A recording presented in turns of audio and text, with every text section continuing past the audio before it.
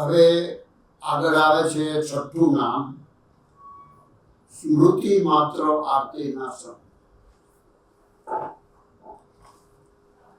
જીવ કે છે કે અમને દુઃખમાં ભગવાન નામ કેવી રીતે લેવાય? અમારા સંસારમાંની ઝંઝટમાંથી જ ઊંચા નથી આવતા, તો એમાંથી ઊંચાઈ એ તો ભગવત નામ લેવાય ને, યાદ જ નથી આવતું.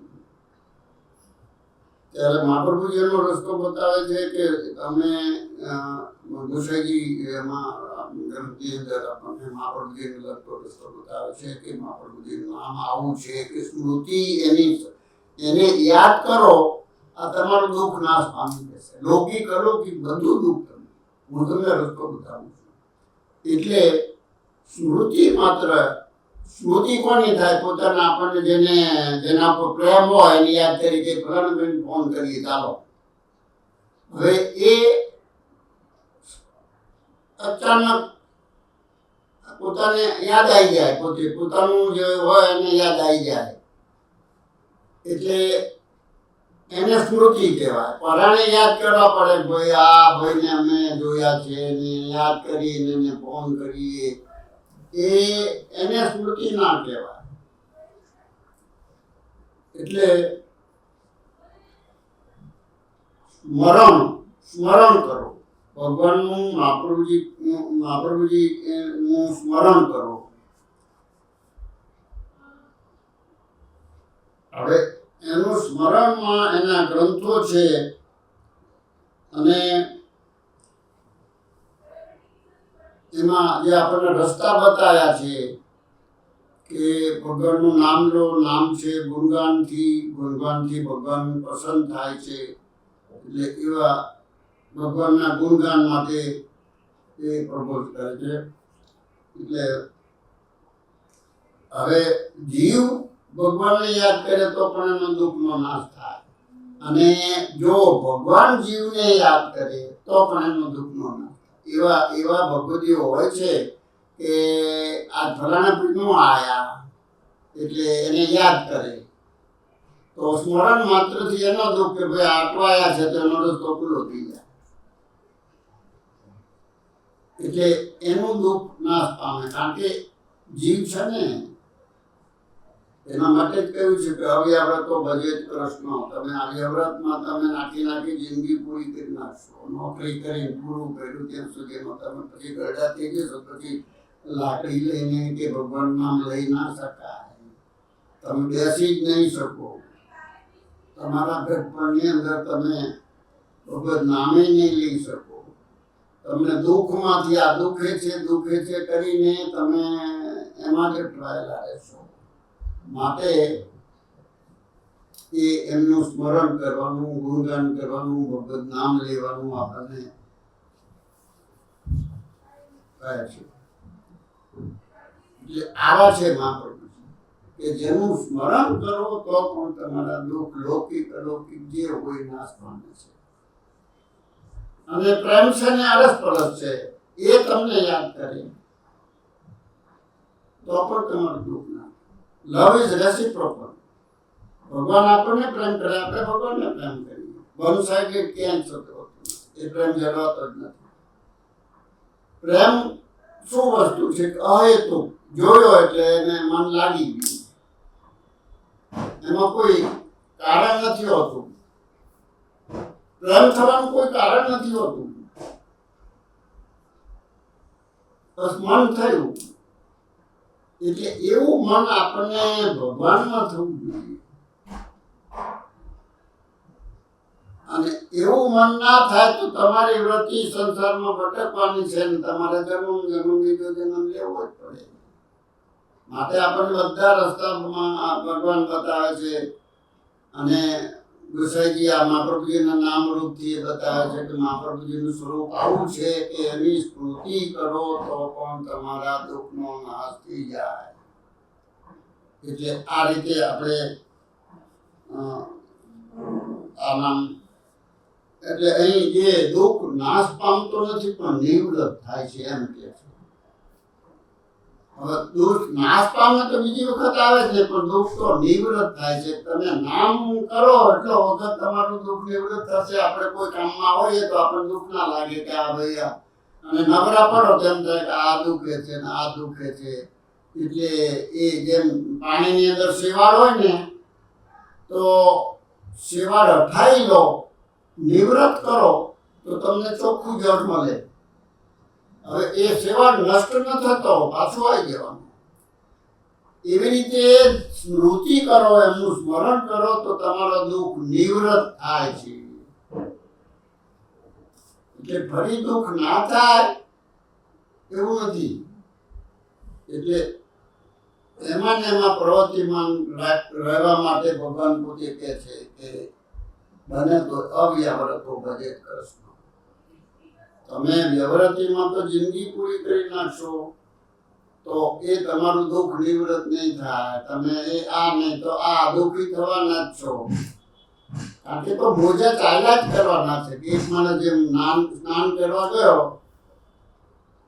તો બધા ઘણા સ્નાન કરી નીકળ્યા ને પોતે પોતાના રસ્તે ચાલતા થયા. હવે એક ભાઈ બેઠા રહ્યા, એટલે ભાઈ તું કેમ નથી નાતો? મોજા ઓછા થાય તો નાવું ને. એના સમુદ્રના મોજા તું આખી જિંદગી પૂરી થશે તો નહીં થાય. આ બધાના એને નીકળી ગયા, તું રહી ગયો. એટલે સંસારની અંદર સંસારને સાગર તરવા માટે, સંસાર એક સાગર છે. સાગરને તરવામાં કેટલી કોઈ સ્ટીમરો ચાલે છે તે પાર કરતા પણ લાગે છે. અથાગ છે. એટલે એ સમુદ્ર પાર કરવા માટે પણ આ ભગવાન રસ્તા બતાવે છે કે એમાં સ્મરણથી, ગુણગાનથી, સેવાથી તમારું દુઃખ દૂર થશે. દુઃખના મોજા તો આયા જ કરવાના છે. આજે મને આમ કહ્યું, આની જોડે આને આમ રાગ દ્વેષ છે ને એ દુઃખનું કારણ છે. રાગ એ પણ દુઃખનું કારણ છે ને દ્વેષ એ પણ દુઃખનું કારણ છે. કારણ કે જેની જોડે રાગ થયો હોય એક વખત એ છૂટો પડવાનો જ છે. તમે ગમે એટલો પ્રેમ કરતા હો પણ એક દિવસે એનો વિયોગ થવાનો જ છે. એટલે રાગ પણ દુઃખકારક છે અને દ્વેષ પણ દુઃખકારક છે. તમે કોઈનો દ્વેષ કરો તો પણ એ તમને લાભ નહીં આપે. જે એક માણસ ને એક શંખ મળ્યો, એક માણસને શંખ મળ્યો કે એ જે ઈચ્છે એને મળે.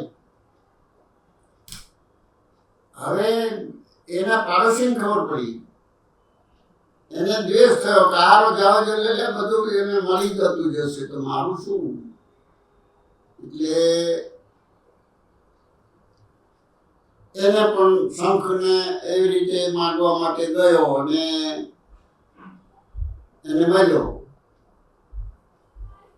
તો એને એવો મનોરથ કર્યો કે આને એક બંગલો થાય તો મારે 2 બંગલા થાય.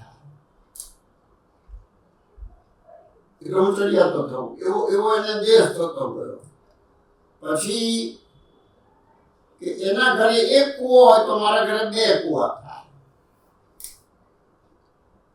પછી તો કે એની આંખ 1 ફૂટે તારી 2 ફૂટે.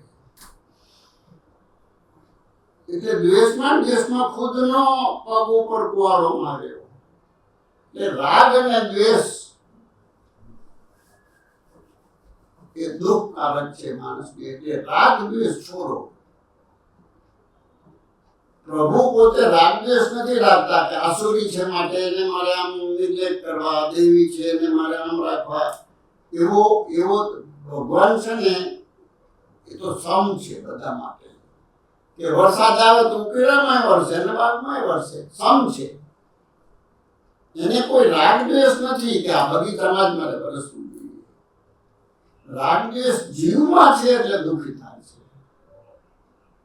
એટલે આવી રીતે ભગવાનમાં જેમ વરસાદ જેવો ભગવાન છે કે એને કોઈ રાગ દ્વેષ નથી. કારણ કે એની સૃષ્ટિ પેદા કરેલી છે. એને પોતે દેવી હોય કે આસુરી હોય એ બે સૃષ્ટિ એમને જ પોતે કરી છે. એટલે ભગવાનમાં આવું નથી કહી. એ તો ભગવાનને ગાળો દે એ ભગવાન પામે છે, શિશુપાલ. ભગવાનને ગાળો દીધી તો એનો ઉદ્ધાર કર્યો. ભગવાન આવા છે. ભગવાનનો સ્વભાવ દયાળુ છે, માફી આપી શકે છે, પણ તમારે થોડો તો એને પ્રેમ કરવો જોઈએ ને. પ્રેમ કરો તો એક ડગલું તમે આગળ જાઓ તો એ બે ડગલા તમારી સામે આવે. કારણ કે આ તો પુષ્ટિ માર્ગ છે. પુષ્ટિ માર્ગમાં ભગવાન સામે આવે એ પુષ્ટિ માર્ગ. આપણે પરમાનંદ સ્વરૂપમાં જોયું કે ભક્તાધીન ભગવાન જીવને આધીન થઈ જાય છે. પોતાનામાં એટલી કેપેસિટી ભગવાનમાં પોતે આખી સૃષ્ટિના ભોગતા છે. સૃષ્ટિ તો એની ભોગ્ય છે. સૃષ્ટિ તો ભગવાનની ભોગ્ય છે, પણ એ ભોગતા ભોગ્ય બની જાય. આ એનો સ્ત્રુપ આ પુષ્ટિ માર્ગનું પરમ તત્વ છે. ત્રિગુણ ભાવાત્મક પ્રેમથી ભગવાન પરવશ થઈ ગયા છે. એટલે પ્રેમ તત્વ, પ્રેમ લક્ષણા પરથી આપણે ત્યાં કહેવાય છે. એટલે પ્રેમથી પરવશ થઈ જાય એ ભગવાન. એટલે જીવ સમજતો નથી. એને સમજણ આપવા ઘણા ગ્રંથો, બધા જ ગ્રંથો છે જીવના ઉદ્ધાર માટે, જીવના ભલા માટે કર્યા છે મહાપ્રભુજીએ.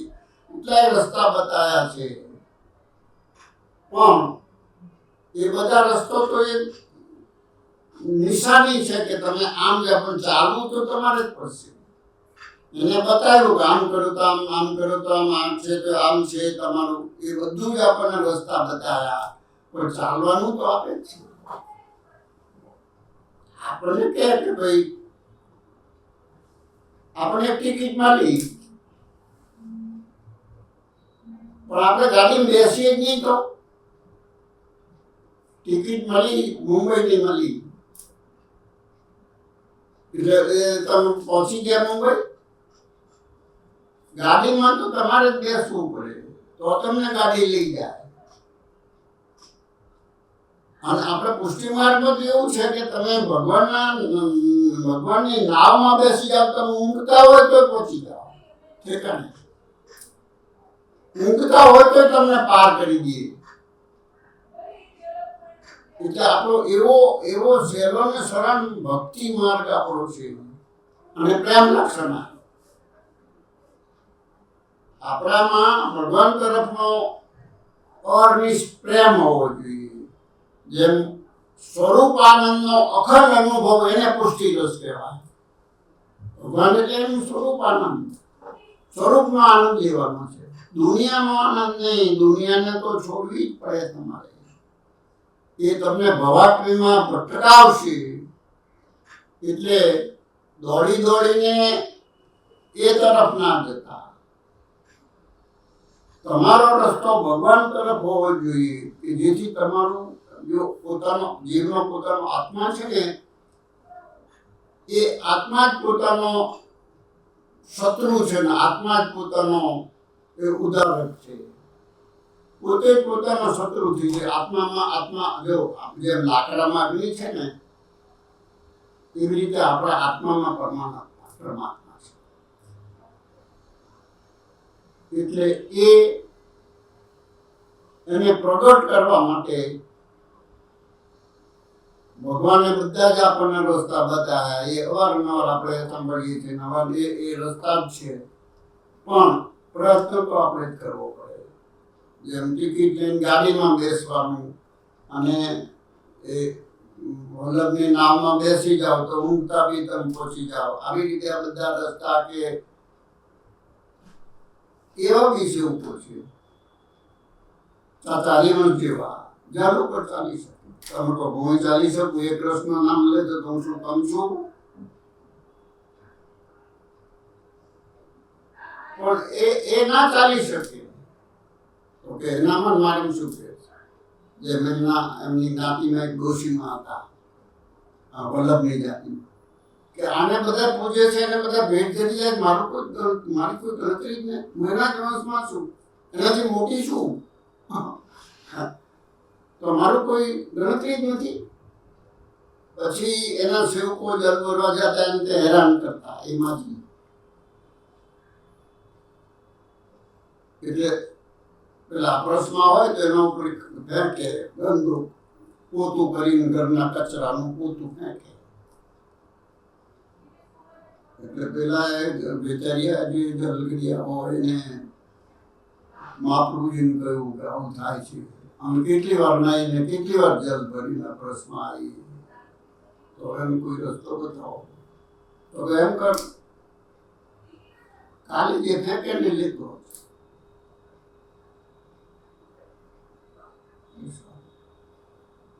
એટલે એને જે ગંદો કચરો પોતાનો પેલા ઉપર ફેંકો, એને લઈને કહ્યું કે જે આ છે. તો કે એને સાફ કરીને એની કાકડી બનાવો. કાકડી એટલે એક પોતું વીંચોવીને લાવો. એટલે એ પોતાથી પછી એને અગ્નિમાં જલાવી દીધું. એટલે એના જે દોષ હતા ને માજીના, કે હું જ છું, હું જ વલ્લભ કુળમાં છું, એટલે એ દોષ મહાપ્રભુ આ રીતે મારી નાખે. એવું અગ્નિ સ્વરૂપ પૂછે છે. એટલે આટલો પ્રતાપ છે મહાપ્રભુ. જેમ કોઈ એને એમ કે મારા માથું દુખે છે તો કે દવા લાવો, કોઈ વૈષ્ણવ દોડીને દવા લઈ આવ્યા, એ મહાપ્રભુજી નાખી દીધી સગડીમાં. તો કે હા તમારે લેવા માટે પીવા માટે લાવ્યો છે. એટલે અગ્નિમાં નાખીને બતાવ્યું કે મારું અગ્નિ સ્વરૂપ છે. હું અગ્નિમાંથી ત્યાં ચંપારણ્યમાં પ્રગટ થયો છું, અને હું વિરાજનેલો મહાપ્રભુજીના ઠાકોરજીના મુખારવિંદ પ્રગટ થયો છું. ઠાકોરજીની આજ્ઞાથી ભૂતળ પર આવ્યો છું. એટલે આવી છું, સ્વામીજી રીતે આવ્યો છું, સ્વામી ભાવંદર. એટલે એ એમને આ રીતે પ્રગટ પ્રતાપ બતાવ્યો. જેમ દવાનું બતાવવા, માજીની કાકડી એટલે પોતાની કાકડીથી એને જલાવી અને એના દોષ નાશ કર્યા. એમનું અગ્નિ સ્વરૂપ બતાવ્યું. આવી રીતે જીવના દોષોને નિવૃત્ત કરે છે. નાશ કરે તો બીજો ના થાય. એટલે એવા જીવો હોય કે જેનો દોષ નિવૃત્ત જ થાય, નાશ ના થાય. જોકે સૃષ્ટિમાં કોઈ પણ ચીજનો નાશ નથી થતો, રૂપાંતર થાય છે. એટલે આપણે અહીંયા દોષની નિવૃત્તિની જ વાત છે. એટલે સ્મૃતિ માત્ર આરતી ના છે. એ નામ આપણે પૂરું કર્યું. ગોપીજન વલ્લભાઈ.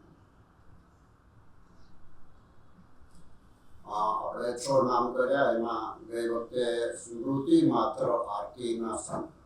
એટલે કોઈ પણ જાતનું લૌકિક કે અલૌકિક દુઃખ હોય તો ભગવાનનું નામ, ભગવાનની સ્તુતિથી, એનું સ્મરણ કરવાથી આપણા દુઃખ જતા રહે છે. એ વાત થઈ.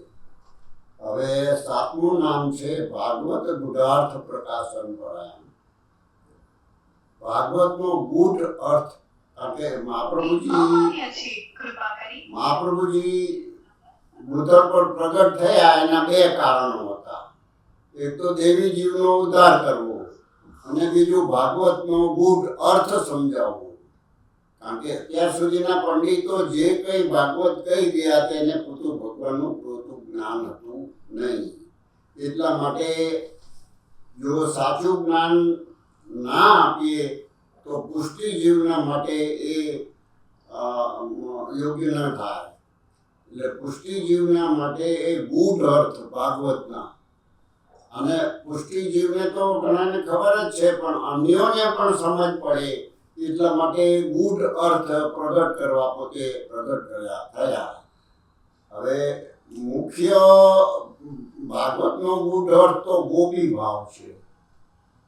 ગોપી ભાવ મુખ્ય ભાવ છે. એટલે અત્યાર સુધીના પંડિતોએ જે ના કહ્યું એ મહાપ્રભુજી અત્યારે, અને ભાગવતના 7 પ્રકારે એમને અર્થ કર્યા. સ્કંદ પ્રકરણ અર્થ, બીજા સુબોધિનીજીમાં થઈ અને બધી 7 પ્રકારે અર્થ કર્યા. અને ભાગવત એટલે ભગવાનનું સાક્ષાત સ્વરૂપ, 10 વિધ લીલા સ્વરૂપ. એક એક સ્કંદ છે એ શ્રીનાથજીનું એક એક અંગ છે. એવી રીતે શ્રીનાથજીના 12 અંગને પ્રમાણે 12 સ્કંદ આપે વર્ણવા. આપણે જો પીઠિકામાં જોઈએ તો સમગ્ર લીલા એમાં દર્શન થાય છે, સમગ્ર લીલાના. એટલે ભાગવત એટલે ભગવાનનું સ્વરૂપ છે. હવે ભગવાનનું સ્વરૂપ ભગવાન સિવાય કોઈને ખબર ના પડે. એટલે સાક્ષાત મહાપ્રભુજી જે ખરું ભગવાનનું સ્વરૂપ જણાવવું જોઈએ, એટલા માટે પોતે ભાગવતના ગૂઢ અર્થ આપણી સમક્ષ રજૂ કરે છે. અને એ અર્થો પ્રમાણે આપણે જોઈએ હવે કે મહાપ્રભુજી એ આ રીતે 7 અર્થ કર્યા. અને જે સુખદેવજી ખુદ નથી જાણી શક્યા. સુખદેવજી પણ કહે છે પરીક્ષિત કહે છે કે આ ગોપિકાઓ કામ ભાવથી દોડી તો ભગવાન કેવી રીતે, કામ ભાવ વાળાના ભગવાન થોડા મળે.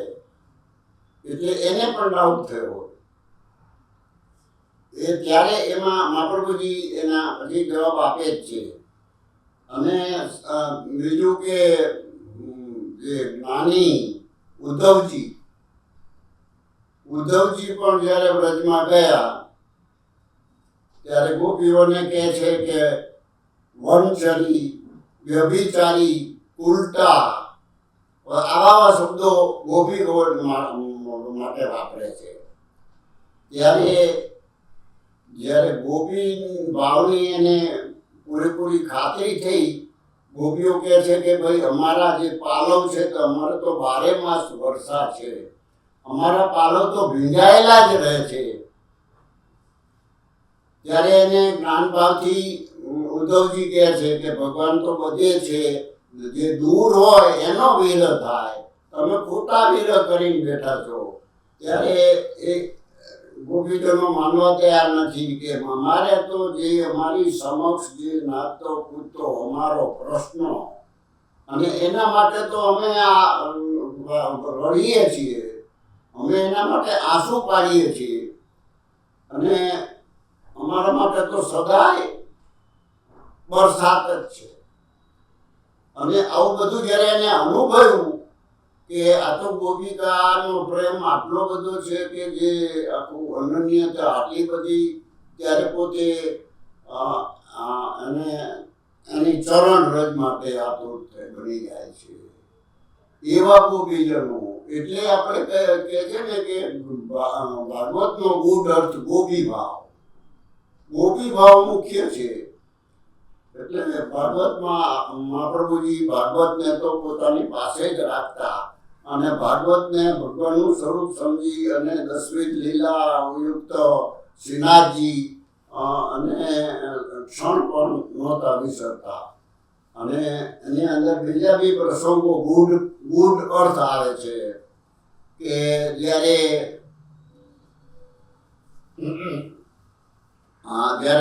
દ્રૌપદીના 5 પુત્રોને અસ્વસ્થતામાં શિરછેદ કરી નાખ્યા. એટલે 5 પુત્રોના વધથી એકદમ દુઃખી થયા અને રુદન કરવા માંડ્યા. અને બીજી બાજુ કૃષ્ણ પાંડવોને એ શિબિરમાં હતા, દ્રૌપદી પણ. ત્યારે દ્રૌપદીને તો ભગવાન કરે સો ભલી કરે એવી રીતે જ પુષ્ટિજીવ તો આવી રીતે જ માનતું હોય છે કે ભગવાન કરે અમારા હિતની વાત છે. એટલે પુષ્ટિજીવ તો એ જ રીતે તે દ્રૌપદી કેમ રડ્યા હતો. પછી દ્રૌપદીને આ પુત્રનો આઘાત લાગ્યો, એ હવે આવા લૌકિક થઈ ગયા. તો એનો અર્થ મહાપ્રભુજી સમજાવે છે કે દ્રૌપદી પોતાના પુત્રોના મરવાથી દુઃખી નથી થયા, પણ એને કે ભાઈ જે બ્રાહ્મણની હાથે હત્યા થાય એની અધોગતિ થાય, એટલે કૃષ્ણ સામે જ બિરાજે છે તો એને પોતે એની દયા કે યાતના માગવા માટે પોતે રડે છે કે આ મારી સામે ઊભા છે તો કંઈક એના માટે કોઈ રસ્તો કરે. એટલે પછી કહેવાનું એવું છે ભાગવતકારનું એટલે મહાપ્રભુજીનું કે એ સદગતિ માટે ગયા છે, નહીં કે લૌકિક દુઃખ માટે. એ પેલું દ્રષ્ટાંત આપ્યું. પછી એ અસ્વસ્થ અને અર્જુનને કહે છે, તમે અર્જુન કહે છે કે અસ્વસ્થવાનું મસ્તક કાપીને જ લાવીશ, તમે રડો નહીં. દ્રૌપદીને કહે છે ભદ્રી, ભદ્રી એટલે જેનું જે વૈધવ્ય નથી, જે સૌભાગ્યવતી છે, કે અસ્વસ્થતામાં એટલા નિપુણ છે, એ જાણે છે કે આનો વધ ક્યારે કરી નાખશે, આની સામે જાય છે એનું માથું લેવા. ત્યારે એને ભદ્રે કહે છે એટલે એ એમ કે હું મરી નહીં જાઉં, કારણ કે જે વિધવા થવાની હોય ને એને અમુક સિમ્ટમ્સ એનામાં દેખાય, એટલે એવા સિમ્ટમ્સ એમનામાં નહોતા. એટલે પોતે અસ્વસ્થતામાંનું મસ્તક લાવીને હું આપીશ. ત્યારે આ એને સમજાવે છે મહાપ્રભુજી એનો ગૂઢ અર્થ કે આ અસ્વસ્થ એ દ્રૌપદી જે લડે છે એનું કારણ આ છે. પોતે એનું મસ્તક કે એનું એ તો પોતે દયાળુ છે, એનું મસ્તક લાવીને કંઈ એને કોઈ જરૂર નથી. એટલે આ બીજો એને કહ્યું. એવા પ્રસંગમાં આપણે બીજું જોઈએ કે ગીતાજીમાં કહે છે કે કોઈ કિશન કે કૃષ્ણ કે ભગવાન કહે છે કે હું તો જે કંઈ કહો છો એના અર્થ સાથે મતલબ છે, કોઈ ઉચ્ચાર સાથે મતલબ નથી. આવા ગૂઢ અર્થ. પછી ત્રીજો આપણે ગણીએ તો જ્યારે પેલા ભૌમાસુરને મારવા જાય છે ત્યારે એની માને લઈને જાય છે, કારણ કે એની મા જોડે હોય તો જ એનું મૃત્યુ થઈ શકે અને તો જ ભૌમાસુર કંટ્રોલમાં આવે. એટલે એ પણ એમને પ્રસંગ વર્ણવો છે ભાગવતનું, કારણ કે ભાગવત એ તો કર્મ, જ્ઞાન અને ભક્તિથી ભરપૂર છે, એમાં બધું જ આવી જાય છે. પણ મહાપ્રભુજી કેવળ ભક્તિ ઉપર જ ભાર મૂકે છે, એટલે ભક્તિ જ મુખ્ય છે. અને પુષ્ટિ માર્ગનું મૂળ જ ભાગવત છે. પુષ્ટિ માર્ગ જો પ્રગટ થયો હોય તો એ ભાગવતમાંથી જ પ્રગટ થયો છે, જે હતો એને પ્રગટ કર્યો છે. પુષ્ટિ માર્ગ કોઈ નવો નથી, પણ મહાપ્રભુજીએ અલગ માર્ગ આપ્યો છે, વિલક્ષણ, જે વિલક્ષણ માર્ગ પોતે. બાકી બધે તો કર્મ, જ્ઞાન, ભક્તિ બધા ઘણા, ઉપાસના માર્ગ બધા ઘણા એવા માર્ગ છે, 3 માર્ગ છે ઉપર, ઉપાસના માર્ગ પણ. એટલે એ એમને જ્યારે દેવકીજી પણ સ્તુતિ કરે છે, જ્યારે કારાગારમાં કૃષ્ણ પ્રગટ્યા ત્યારે સ્તુતિ કરે છે. ત્યારે એમને કહે છે કે ભાઈ આ તો જગતની અંદર તો કાળ પાછળ જ પડ્યો છે. એટલે એ કાળ ડરનો મારો ભાગે છે ત્યારે કે જો જીવ ભગવાનના ચરણારવિંદનું આશરો રાખે તો. ભગવાનના 3 જાતના ચરણારવિંદ છે એમ અહીં ઉલ્લેખ કરે છે ભાગવતની અંદર, કે ભગવાનનું આદિદેવી કે પોતાના ખુદના ચરણ. હવે ભાગવતનું આધ્યાત્મિક ચરણ એ જ્ઞાન અને ભક્તિ, અને ત્રીજું આધિભૌતિક ચરણ એ ભાગવત અને સત્સંગ. એટલે આ 3 ચરણમાંથી કોઈ પણ એક ચરણનો આશ્રય જીવ લે તો કાળ એનો પીછો છોડી દે છે. એટલે એમને એક ચાવી બતાવી કે કાળ તો દરેકની પાછળ છે, પણ જો ભગવાન ચરણારવિંદમાં કે જેમ આખો આપણે કહીએ કે ઘંટીમાં બધા જ દળાઈ જાય જગતના જીવો, પણ જે દાણો ખીલ્લાઓને ચોંટી એ આખો રહે છે. એવી રીતે આ કાળના ચક્કરની અંદર જો તમે ભગવાનનો આશ્રય રાખો, ભગવાન ચરણનો આશ્રય રાખો, જે ચરણમાં તો બતાવ્યા કે 3 ચરણ છે, એમાંથી કોઈ પણ એક ચરણનો આશ્રય, તો એ ચરણના આશ્રયથી આ જે સ્તુતિ કરે છે દેવકીજી, એની વાત આપણે કરી. અને વેદમાં પણ સ્તુતિ છે, જે આપણે જે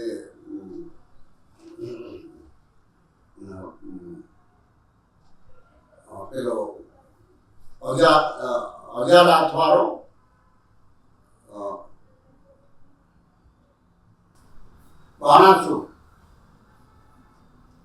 બાણાસુરે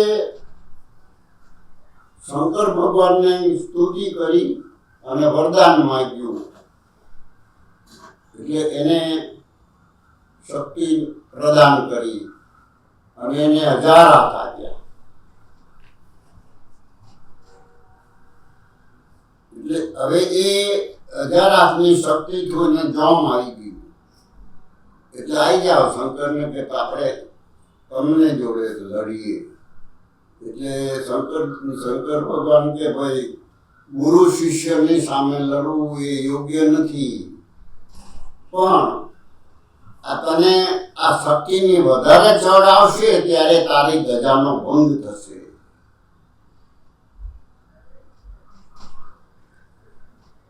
હવે ધજાનો ભંગ અહીં એ રીતે મહાપ્રભુજી વર્ણ્યો છે કે લૌકિકમાં ધજા એટલે પોતાની છોકરી, એ છોકરીનું જ્યારે કંઈ પણ એના ઉપર આડ આવે એટલે એની ખ્યાતિનો ભંગ થાય, એટલે એની ધજાનો ભંગ થયો કહેવાય. એટલે આ મહાપ્રભુજી સમજાવે છે કે એ આ બાણાસુર માટે પોતે જે શક્તિશાળી શકે કરે છે ત્યારે કે તારો પણ આ રીતે તારી પુત્રી તારું બધું શક્તિનો નાશ કરશે, આ રીતે એ પણ સમજાવે છે. એટલે આવી રીતે બધા દાખલા મહાપ્રભુજી આપે છે ભાગવતની અંદર. અને ભાગવતને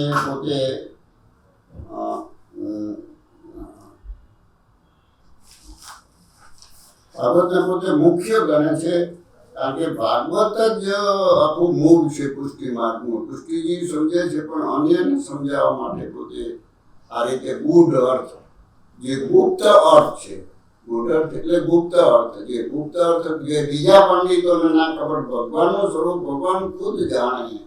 એટલે મહાપ્રભુજી કૃષ્ણ રૂપ છે, ભગવાન રૂપ છે, અને એ રીતે આપણને ભાગવતનો અર્થ સમજાવે છે. અને પછી આપણે બીજું નામ લઈશું, સાકાર બ્રહ્મવાદ સ્થાન.